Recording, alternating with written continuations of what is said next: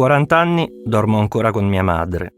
Sento che deve incominciare da lei questa storia, da quando sono andato in Svizzera nel 2012 a ritirare il vetrino del suo tumore.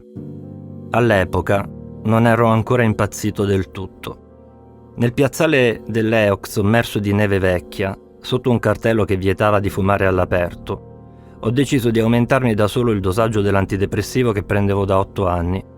Lentamente, dopo che ho aperto la busta con i risultati delle analisi, dopo che ho visto la placchetta con il carcinoma mammario, la mano ha afferrato il blister di paroxetina per un automatismo dei gesti e le dita, ingelonite dal freddo, hanno schiacciato 2 capsule al posto di una. Ho inghiottito la mia pasticca quotidiana senza acqua, aiutandomi con un grumo di catarro. Poi ho fissato l'altra, concentrandomi a lungo sulla tacca divisoria. L'ho spezzata e ne ho inghiottita mezza. Ho reso grazie. Mentre mio fratello mi guardava dai finestrini del pullman che ci avrebbe riportati a Milano, ho lasciato che la metà rimasta atterrasse sulla pappetta di neve che mi cricchiava sotto le scarpe. Per tutto il viaggio di ritorno ho sentito un torpore cattivo sulla lingua. L'esame istologico confermava la diagnosi di Ancona, quindi era andata bene. O forse era andata male, perché mamma avrebbe comunque fatto la chemioterapia e le sarebbero caduti i capelli. Nel frattempo, quando eravamo vicini alla dogana, aveva ripreso a nevicare, un nevischio ventato che imbrattava il bianco monacale attorno al lago. Il pullman procedeva nel brusio. Era un mezzo di trasporto riservato ai malati di cancro. Al piano di sotto viaggiavano i pazienti che avevano il cancro dentro. Sopra, noi figli che il cancro dei nostri genitori ce l'avevamo in tasca, estirpato, esaminato, imbustato. Ho resistito un quarto d'ora prima di estrarre la busta dallo zaino. Mio fratello accanto a me dormiva. I posti attorno a noi erano vuoti. Ho preso la placchetta e l'ho sollevata contro il finestrino verniciato di ghiaccio. Tra 2 esili lamine trasparenti c'era un coagulo. L'ho avvicinato agli occhi e ho visto un granello blu che si allargava in una bollicina di sangue. Non era piccolo, era microscopico, non si vedeva quasi. Dalla stazione di Milano fino a via Plinio 33, dove abitavo con mio fratello, il pensiero della sua microscopicità mi ha costantemente intralciato il passo. Il brano che avete ascoltato è tratto dal romanzo Lo sbilico. La voce che l'ha letto è quella del suo autore, Alcide Pierantozzi. Sono Silvia Lucini e questo è Voce ai Libri, un podcast prodotto da Cora Media in collaborazione con Intesa San Paolo On Air. Per non perdere gli episodi di Voce ai Libri, clicca il tasto Segui e attiva la campanella. E se ti va, metti 5 stelline su Spotify.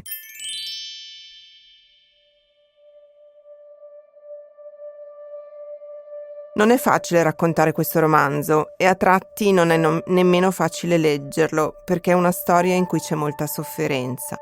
La sofferenza della mente e anche del corpo di un paziente psichiatrico, come lo è Alcide stesso.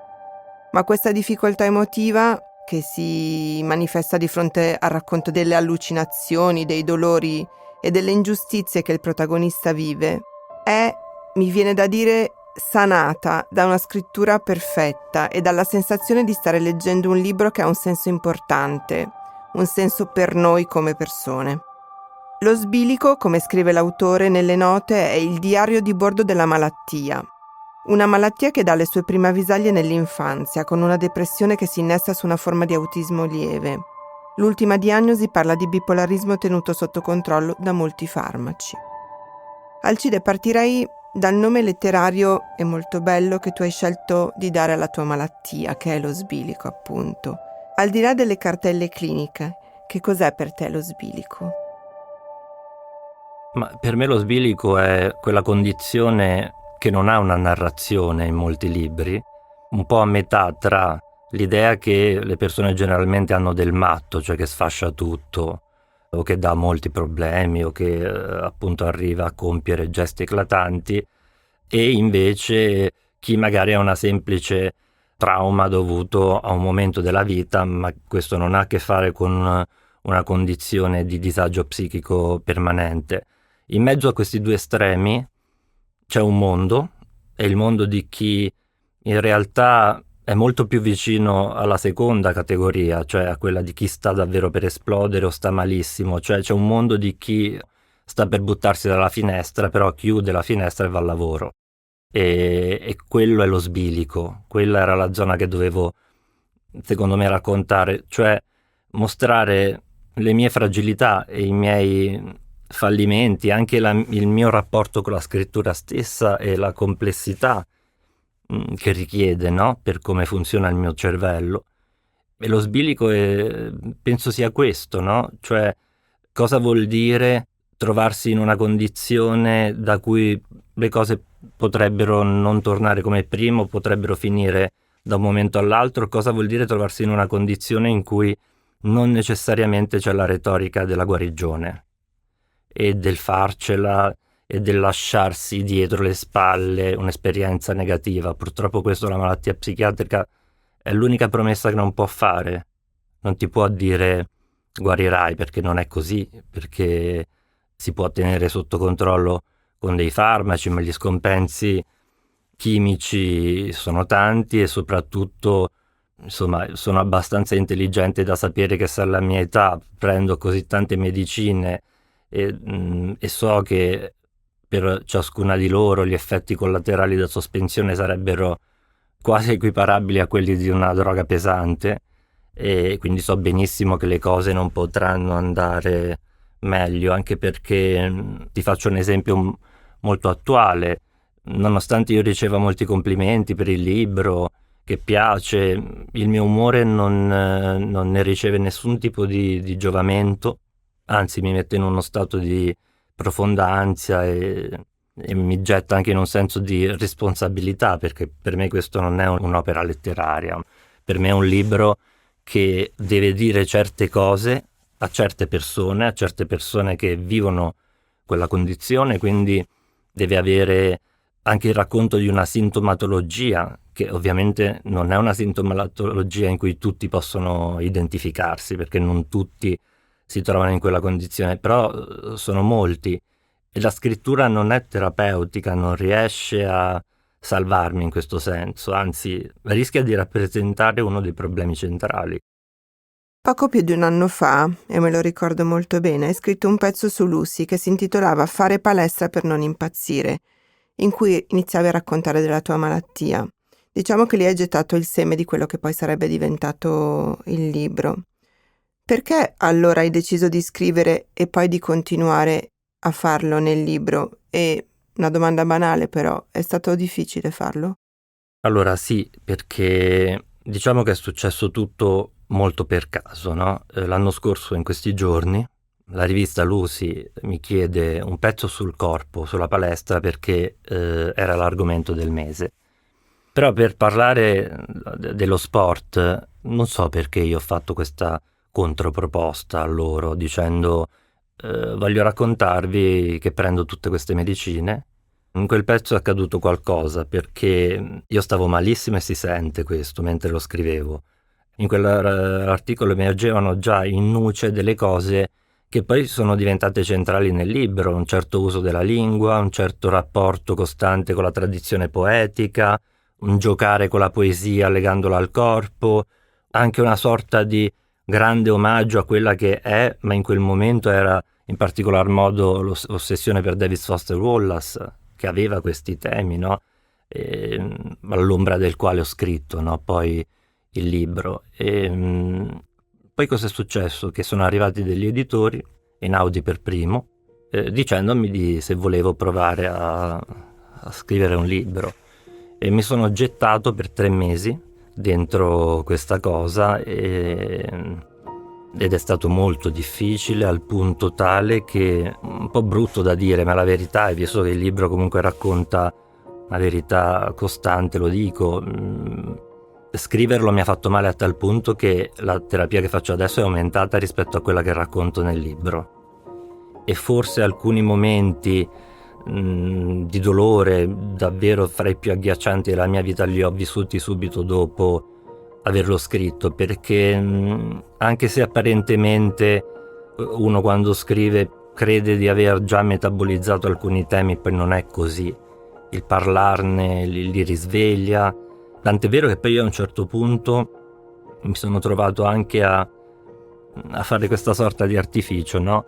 Io prima di scriverlo dicevo come lo scrivo, perché non potevo certamente tenere quella tensione poetica del pezzo che nella misura breve poteva funzionare, ma poi bisognava entrare nei temi veri e soprattutto avevo a un certo punto bisogno di spiegare perché scrivo così, di spiegare perché è scritto così, no? Perché ci sono certe parole, perché a volte le frasi rincorrono la poesia, perché a volte alcune parole sono inventate, perché sono ossessivamente ricercate.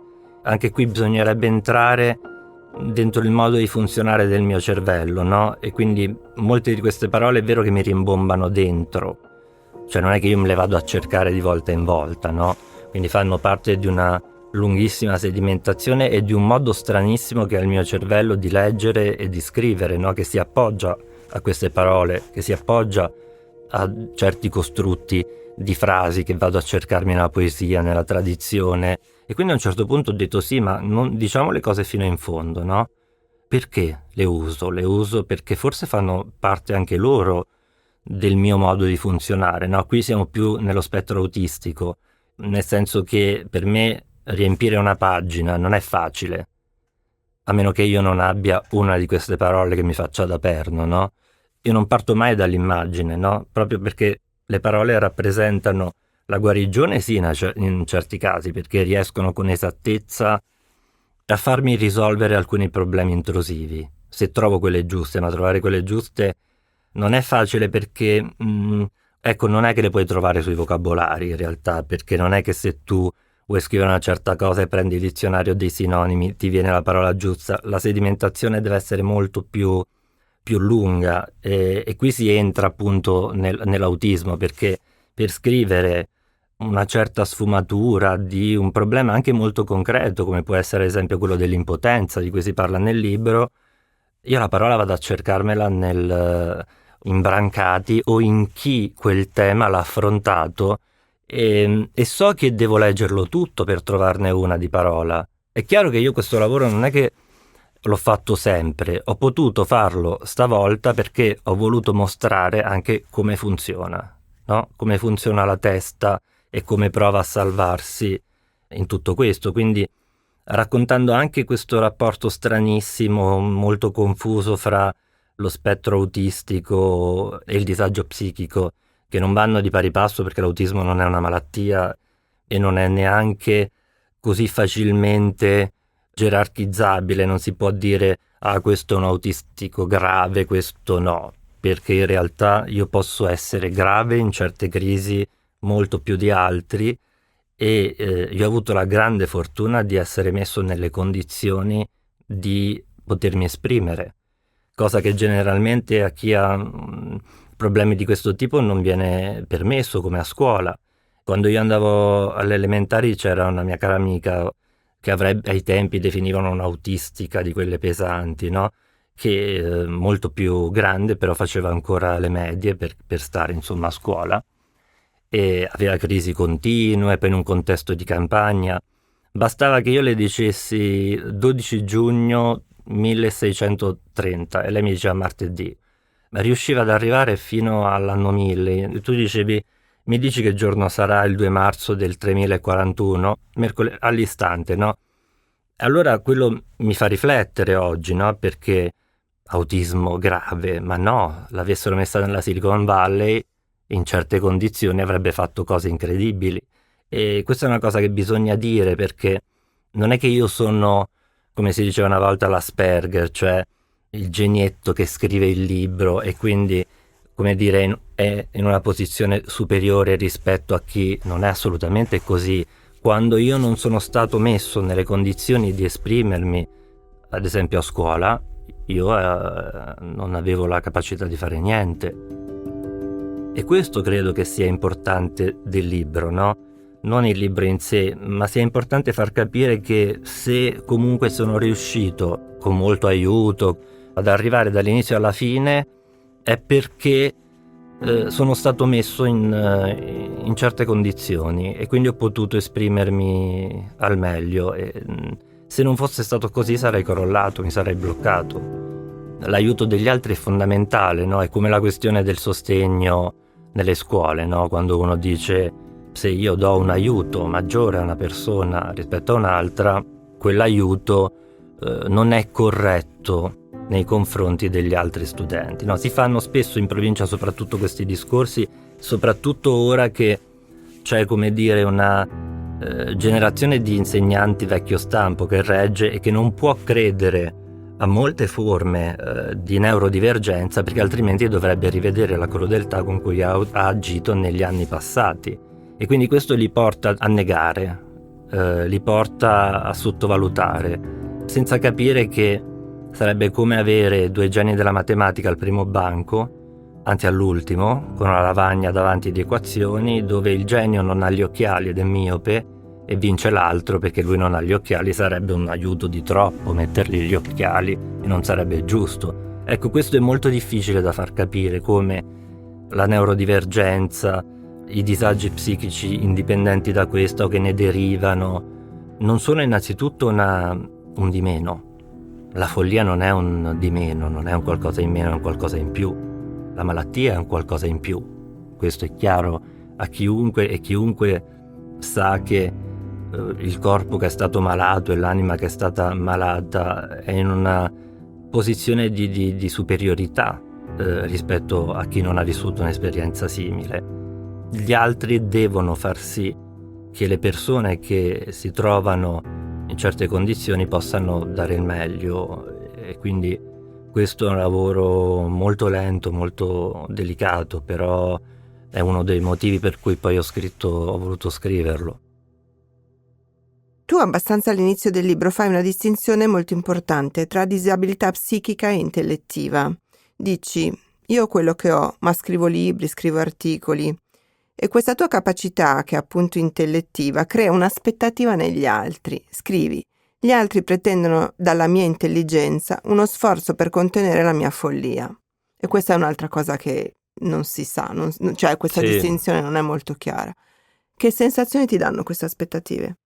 Allora, c'è una scena molto forte nel libro, una delle più forti, che è successa davvero, mi è successa a me, ed è quando il protagonista finge di essere handicappato di fronte a delle persone in una sauna, quindi una cosa un po' che sembrerebbe un omaggio alla Von Trier degli idioti, ed è successo davvero. Perché questo? Perché quello che io ho sentito quel giorno da una di queste 2 persone che stavano parlando è qualcosa che si sente molto spesso, è una frase agghiacciante che si sente spesso, cioè il mio terrore più grande non è la malattia fisica, la morte, ma è non essere più padrone di me stesso, no?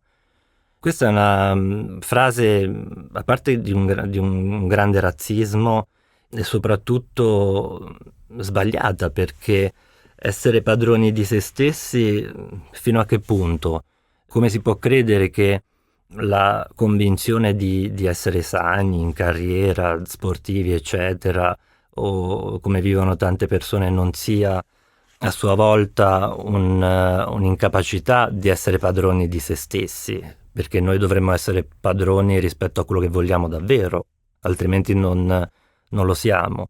Ed è una cosa che mi succede spesso, quindi per rispondere alla tua domanda, molti mi dicono ma no, ma ragioni, tu ragioni, non sei matto, perché la confusione tra i disturbi dell'emotività e della sfera maniacale, psicotica, non corrispondono all'idea del matto che abbiamo, cioè quello di chi è anche contento, no? Ride, urla, saluta tutti, non ragiona, un'idea molto limitativa della questione. Ed è una cosa che mi sento rispondere spesso, ma noi ogni giorno assistiamo a episodi in cui il disagio psichico non viene capito e non viene rispettato, no? L'esempio più banale, lo dicevo ieri, è nei confronti di chi è tossicodipendente, no? Il tossicodipendente è chiaramente una persona che sta vivendo un dramma fisico e psicologico, in uno stato emotivo di sofferenza.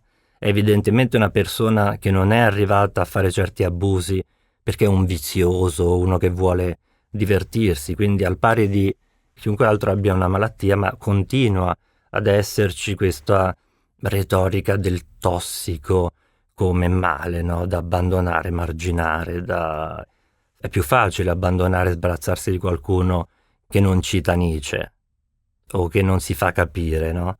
E però si torna al discorso di prima, si lascia fuori una fetta enorme di persone che non stanno bene, ma che riescono a far bene il loro lavoro, riescono comunque a reggere, perché magari si trovano in una fase fortunata in cui gli altri gli sono di supporto, in cui c'è più forza, c'è una struttura intellettuale che consente di contenere la malattia, perché la cultura cambia il nostro rapporto con la malattia, in bene e in male, ma questo non sto parlando della malattia psichica, anche di quella del corpo. Insomma, questo è un'altra degli argomenti centrali, no? C'è il Joker che dice all'inizio: il problema di avere un disturbo psichico è che gli altri si aspettano che ti comporti in modo normale. E no, non è così, e non c'è rispetto verso chi fa una scenata, verso chi ha un momento di rabbia, anzi diciamo chiamatela neuro, curati, c'hai bisogno di uno bravo. Sono cose che sentiamo ogni giorno, ma spesso da persone intelligentissime perché fanno parte del linguaggio, però soffro molto di più quando mi sono sentito dire: tu devi andare dallo psichiatra, tu devi curarti, che non quando mi danno del frocio, capito?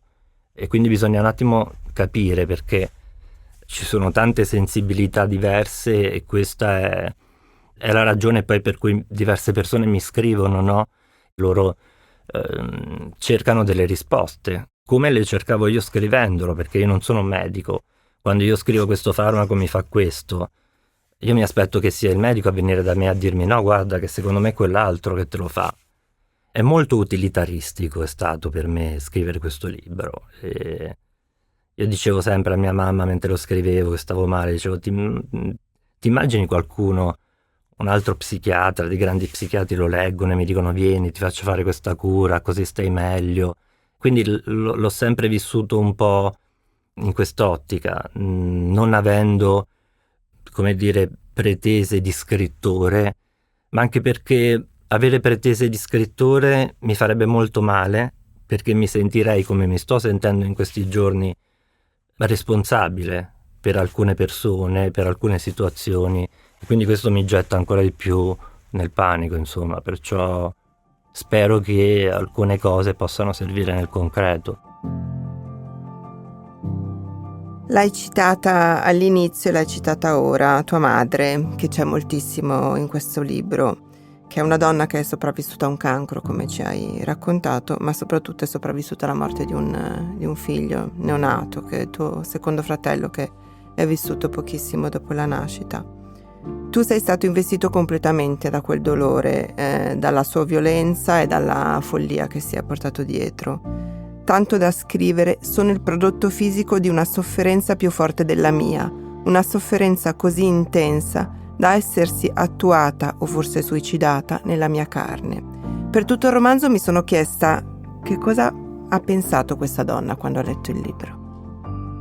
Ma mia madre è come nel libro, no? Quindi, a parte che l'ha letto mentre lo scrivevo, di volta in volta, e poi, per assurdo che possa pensare, ne è fan. Quindi lei va, guarda le recensioni, mette i like, si scrive con i librai, si sente un po' protagonista di questa storia, ed è bello perché il mondo attorno a noi, nel paesino, ovviamente dice: ah, sta male, lei vive questa condizione con il figlio, c'è il fratello, mentre lei invece è contentissima del libro, va dicendo a tutti: ah, mio figlio è uscito con Einaudi, con il suo libro, presentazioni, quindi riesce a vedere la parte buona della storia. E poi per noi è abbastanza normale questo vivere così come racconto nel libro, anche il fatto del dormo ancora con mia madre, no? È tutto vero, e questo è il punto, è tutto vero quello che c'è nel libro,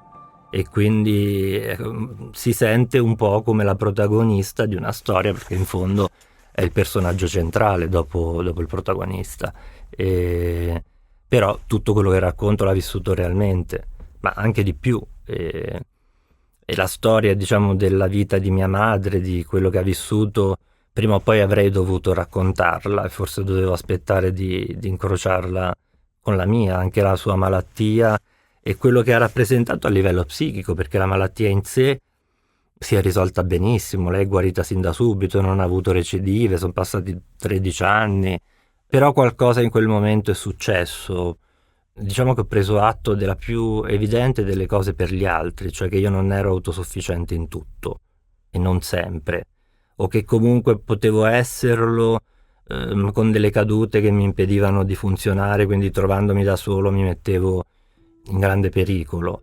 Quando io ho visto di fronte a me la possibilità di perderla concreta, lì qualcosa è successo a livello farmacologico, perché da solo feci questa sciocchezza di aumentarmi il farmaco pensando che più serotonina mi facesse stare meglio. In realtà poi, non prendendo uno stabilizzatore, avevo degli up totali, bevevo, droga, di tutto di più, quindi poi c'erano dei down che mi hanno portato fino insomma alle conseguenze che racconto. Però mia madre è sempre stata ossessivamente presente nella mia vita, e la donna che racconto nel libro aveva 20 anni, che perde questo bimbo, che si ritrova, non tanto che lo perde, ma che perde un bambino, diciamo, con delle evidenti malformazioni che inevitabilmente hanno cambiato la psiche di mia madre, e in quella che è la mitologia anche fiabesca di dire ho partorito un mostro, no? E cosa che io nel libro tento costantemente di ribaltare, perché se ci fai caso, in un libro così lombrosiano, medico quasi, no? L'unico elemento magico sta nel mostruoso, no? Questo proprio per far capire come l'immagine e le parole, la parola mostro fa tanto, non è un bambino diversamente abile, è un'altra parola, mostro, che cambia la psiche, che cambia il rapporto di una donna verso l'altro figlio, che invece mostro non è. Soprattutto la grande domanda poi che torna nel libro è: questo bambino sarebbe stato sano di testa, il problema era nel corpo. Al contrario, per me le cose sono andate diversamente, e non per il trauma subito, perché se poi facciamo riferimento allo spettro autistico, che è una cosa totalmente genetica o comunque innata, non poteva derivare da quella condizione lì. Semmai diciamo che c'è stato un momento in cui mi sono ritrovato da solo in uno stato di grande sofferenza da molto piccolo, che sicuramente non ha aiutato le cose poi da adulto.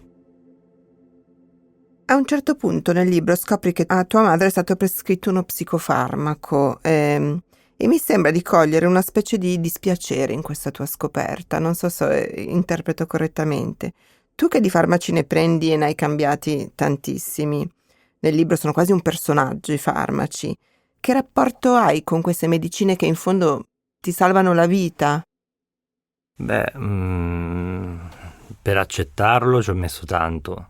Ci ho messo tantissimo, nel senso, i primi 2 anni non riuscivo ad accettare, più che la terapia, l'idea di dover prendere 5 pasticche una dietro l'altra la mattina. A parte che a livello concreto è molto difficile, perché puoi confonderti, sono tante, sei un attimo sovrappensiero, dici me ne ho prese 2, 3, quindi è un'operazione davvero quasi liturgica, molto complicata. E poi è difficile cominciare una giornata con un gesto che ti ricorda di essere un paziente psichiatrico, di essere una persona che non ce la fa, che potrebbe non farcela ad arrivare fino a sera, no? E quindi è stata dura. Poi è stata dura fisicamente, perché laddove prima, quando prendevo magari, che ne so, la serotonina al mattino, lo stabilizzatore la sera, lo stomaco, diciamo, riusciva a reggere i farmaci, quei pochi farmaci, 2 o 3 pasticche. Lì a un certo punto ho cominciato ad avere dei seri problemi gastrici subito dopo aver preso quest'ondata di farmaci, quindi reflusso, problemi, acidità, problemi di stomaco continui che sono durati davvero per anni, fino a che poi il corpo si sarà anche lì abituato, o forse addirittura a volte penso che la terapia che ho fatto per molto tempo non era non era giusta, nel senso che ce ne voleva un po' di più, perché poi alcune cose sono passate quando mi è stata aumentata. Non è facile capire chimicamente, quando le medicine sono così tante, cosa può non funzionare. Anche perché questo racconto lo posso fare io, ma non lo possono fare gli psichiatri, perché loro non le prendono queste, cioè chi magari lo fa, però generalmente non assumono tutte queste medicine, quindi devo essere io a dirgli guarda che non è così. Se tu mi dici che l'esomeprazolo, l'antiacido, non abolisce radicalmente l'effetto del farmaco, no? I medici ti dicono è impossibile, non è così, te ne dicono di tutti i tipi, ma poi non è così, perché quando per 5 anni ti succede in maniera regolare e vedi certe cose, posso dire che non è così, o ti dicono che ne so, lo stabilizzatore lo aumenti, non è possibile che ti si blocchi un occhio.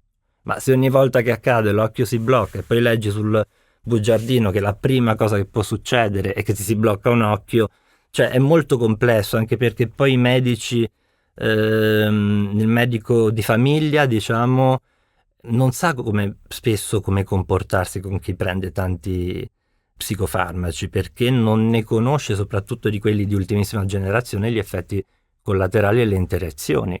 Quindi magari arriva il medico, succede a tanti pazienti che ti dice sai che c'è, prenditi questo antibiotico, questo antiacido, e ti annienta la terapia. Io ad esempio mi sono accorto che se la mattina non prendo il sole, gli occhi non guardano la luce, e se resto chiuso in casa non agiscono. Cioè può succedere qualcosa di terribile, il farmaco si lega molto alla luce del sole. Sono tutte piccole cose che un po' alla volta, tipo un thriller, no? Che provo a scoprire. Ovviamente è un rapporto tra me e chi li prende, quindi succede sta cosa abbastanza divertente che mi scrivono persone, lettori, ma l'argomento finisce subito su ma tu quanto di ma tu quanto con questo, con quest'altro, perché ci si sente un po' abbandonati, perché è molto complessa la psichiatria e quindi a volte non capisci perché ti viene data una cosa, perché non ti viene data. Molti farmaci possono limitare nel lavoro.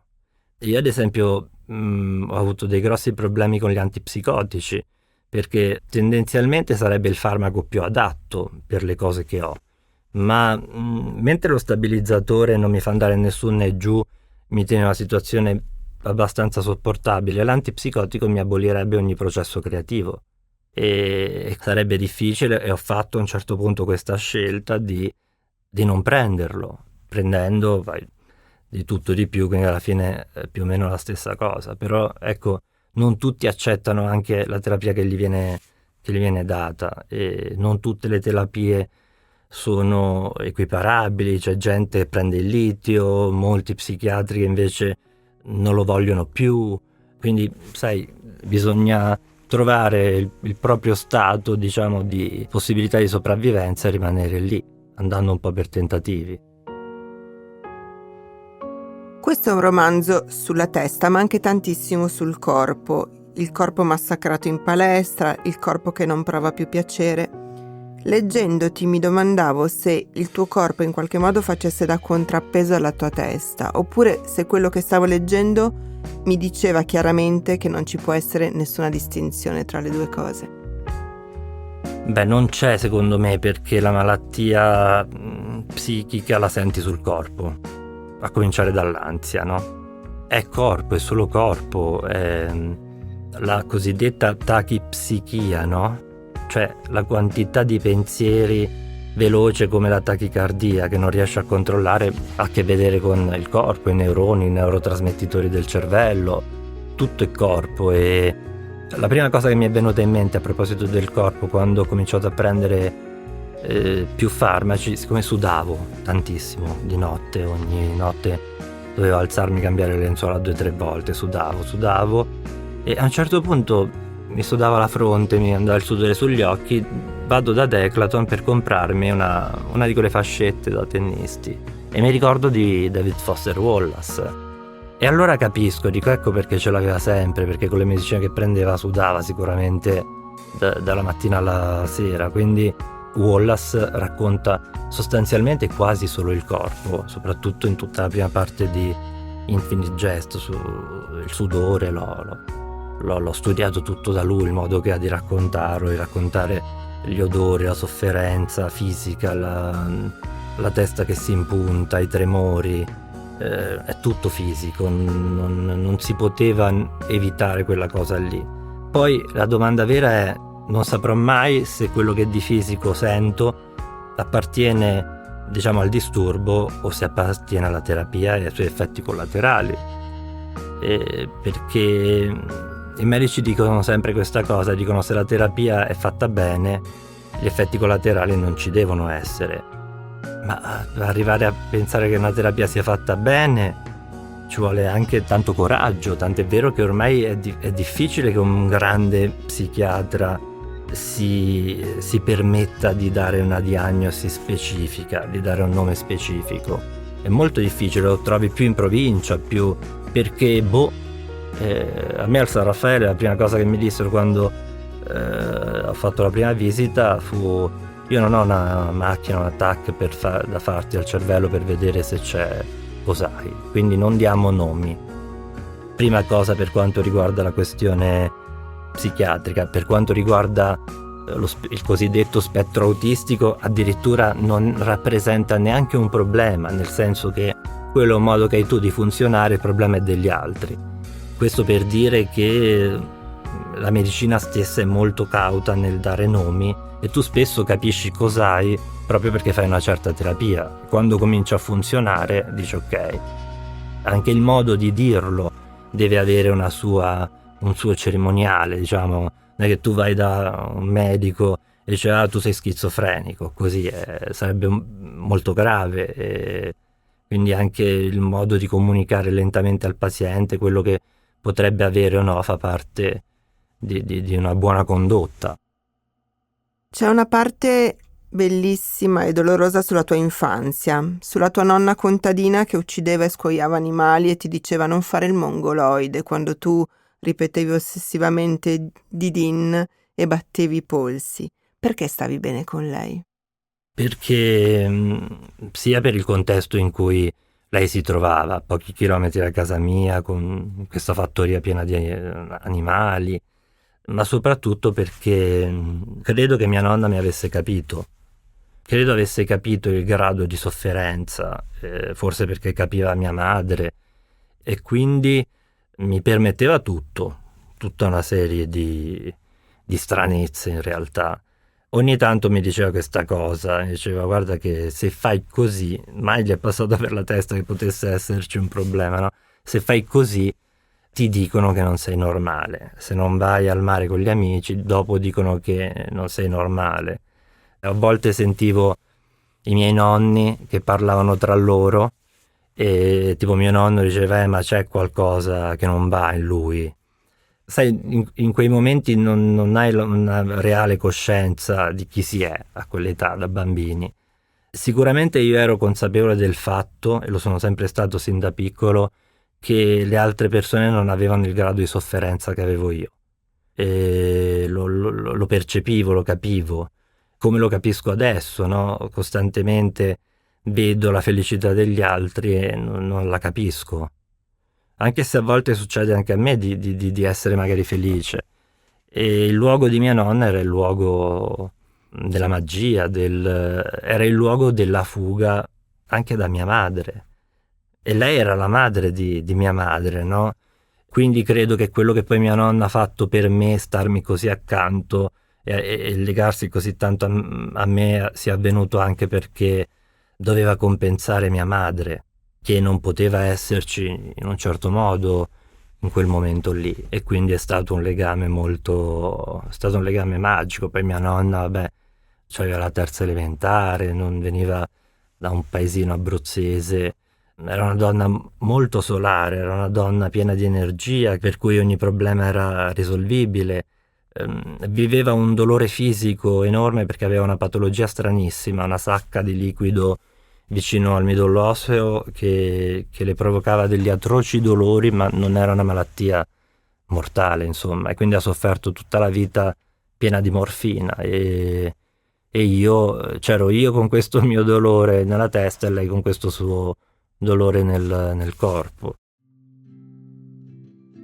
Registriamo questo podcast a Milano, la città nella quale hai fatto l'università e nella quale hai vissuto prima di tornare in Abruzzo.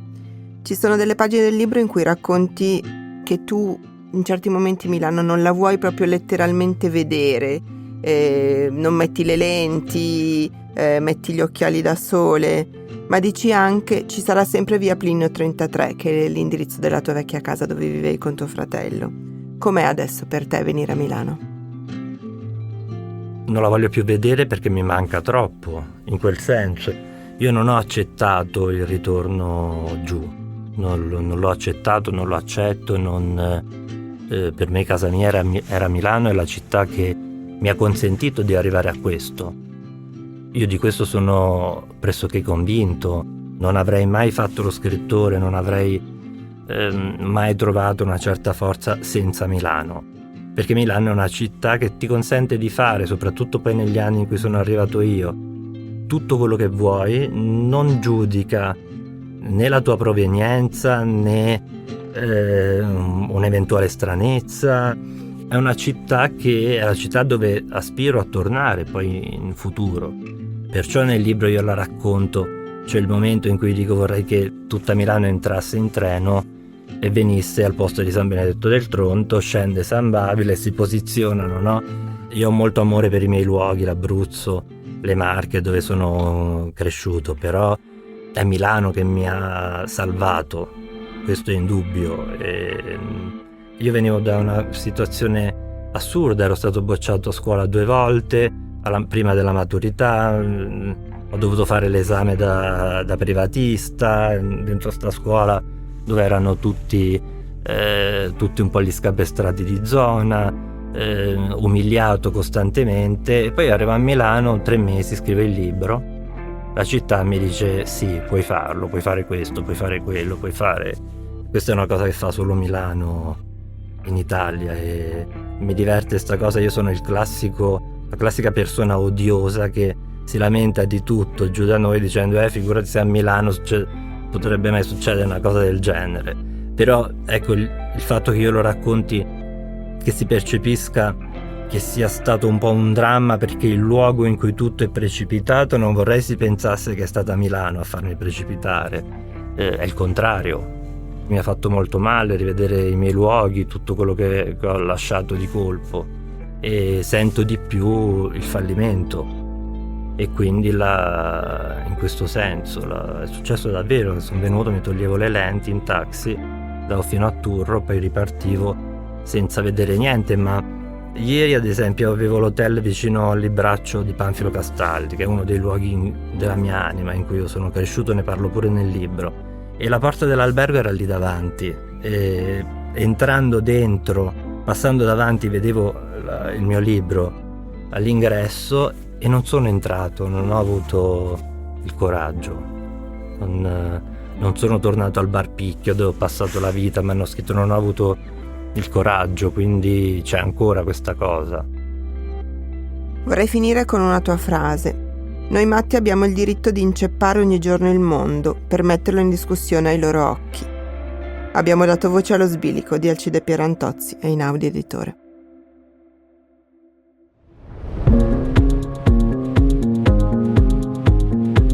Voce ai Libri è un podcast di Cora News prodotto da Cora Media in collaborazione con Intesa San Paolo On Air.